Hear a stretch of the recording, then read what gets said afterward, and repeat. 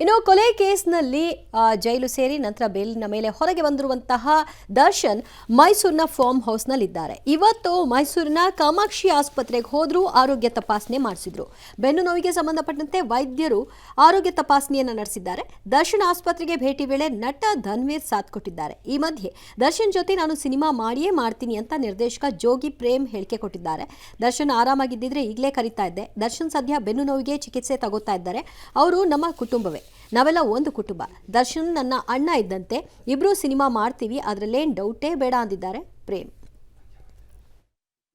ನಡೀತಾ ಇದೆ. ಸೊ ಆದ್ಮೇಲೆ ಕೆಡಿಎಲ್ ಆದ್ಮೇಲೆ ಖಂಡಿತವಾಗ್ಲೂ ಮಾಡ್ತೀವಿ ಗುರು, ಅದೇನು ಏನಿಲ್ಲ. ಎಲ್ಲ ಸ್ನೇಹಿತರೆ, ಎಲ್ಲಾರು ಸ್ನೇಹಿತರೆ, ಎಲ್ಲ ಒಂದು ಕುಟುಂಬ. ನಾನು ಅವಾಗಲೇ ಹೇಳ್ದಂಗೆ ಒಂದು ಕುಟುಂಬ, ನಮ್ಮ ಚಿತ್ರರಂಗ ಒಂದು ಕುಟುಂಬ. ಇವಾಗ ದರ್ಶನ್ ಅವ್ರು ಆರಾಮಾಗಿ ಆರೋಗ್ಯವಾಗಿದ್ದರೆ ನಾನೇ ಕರಿತಾ ಇದ್ದೆ ಅವ್ರನ್ನ.